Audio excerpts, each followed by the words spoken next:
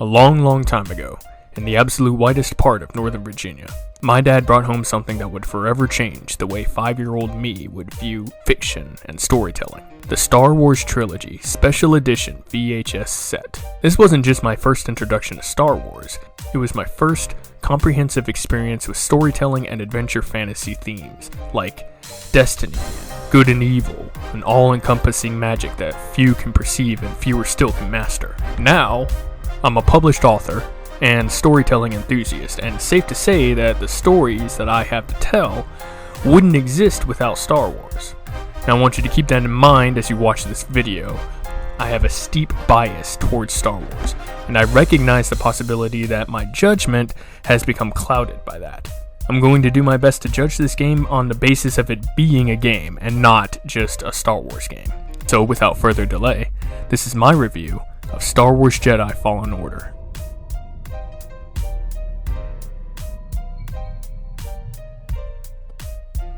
Star Wars as a cultural phenomenon is both elemental and inspiring, and I know I'm not the only one who thinks so.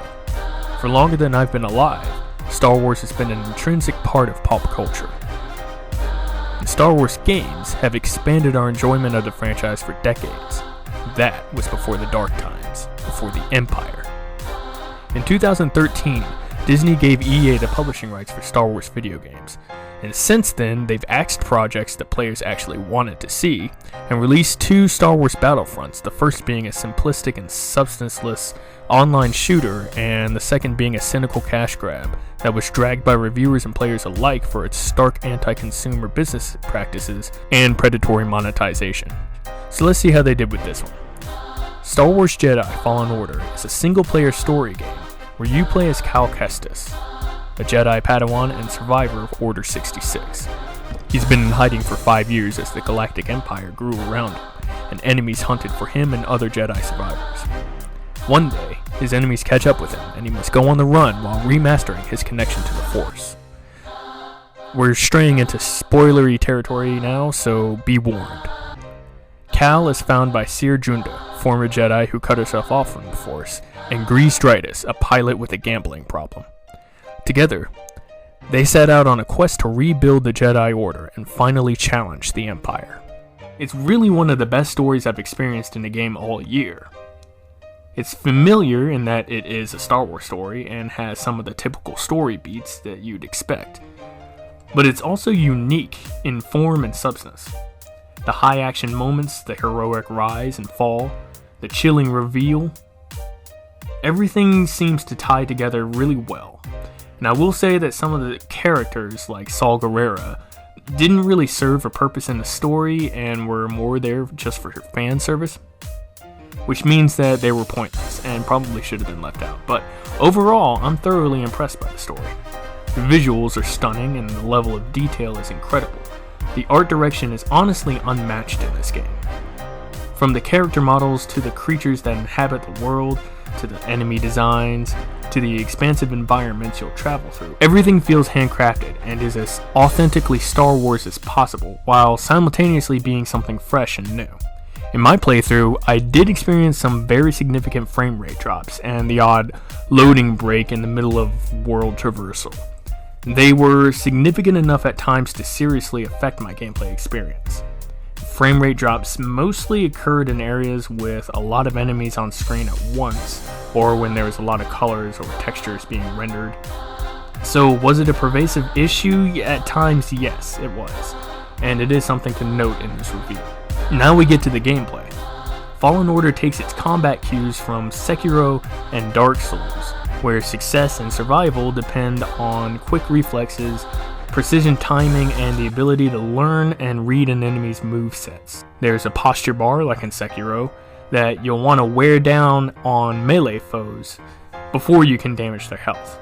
You'll also want to take care not to let your own posture break, which will happen after blocking too many attacks, or you'll momentarily be defenseless. You can also deflect blaster bolts in typical Jedi fashion, which never doesn't feel awesome. This is a game that rewards precision and deliberate action, and punishes button mashing. The puzzle rooms and set pieces are inspired by games like Uncharted, where every corner of a multi-level room is a clue to solving the puzzle. Exploration is encouraged as it can reveal secret customization items or shortcuts in the map. Progression is somewhat open-ended, and you'll have a fair bit of freedom in where you go and when. The first planet I really wanted to visit after getting off of Bogado was Dathomir, even though my main objective was on Zepho. So I went to Dathomir, and though I couldn't progress very far, I was able to find a few secret items, including one item that affected the way I played the entire remainder of the game. And I'm glad that I had the option to explore the way I did, and that my instinct for exploration was rewarded with something tangible that I could take through the rest of the game. At the start of the game, you only have access to the Force Slow ability. As you kill enemies and explore maps, you'll gain points which you can use to purchase new powers. As you move through the story, you'll learn more about the Force and acquire new abilities, like wall running or Force push and pull, that allow you to purchase new powers and upgrade existing powers. I think the gameplay is probably the strongest aspect of Fallen Order. It's really only brought down by frame rate drops and other technical issues, but otherwise, it's a sharpened gameplay experience that really makes you feel like a Jedi. It's been years since we've had a truly decent Star Wars game that didn't do its damnedest to fleece its player base or alienate those that want a complex and emotional single-player experience. Hope was thin and faith was lost when Star Wars Jedi Fallen Order launched, and one could almost be forgiven for having written it off entirely on the onset as just another EA failure. But I'm here to tell you that Fallen Order is not a failure. It's a new hope for a bright future of Star Wars content that players can actually enjoy. Even with the glaring technical problems that plague the game, I say it's worth picking up and experiencing for yourself. Star Wars Jedi Fallen Order comes highly recommended from me.